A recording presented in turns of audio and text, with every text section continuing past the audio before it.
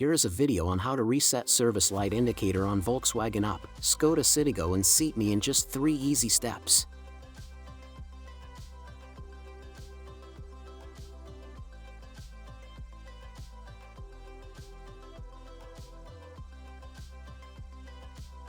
One. Press on the trip button.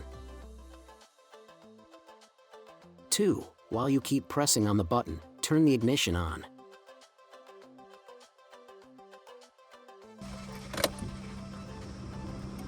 3. Release the button and then press again once. This is how you reset the service light. If you have any suggestions about new tutorials, you can write us in the comments section. Don't forget to like and subscribe our YouTube channel, Tutorial Auto. Thank you for watching.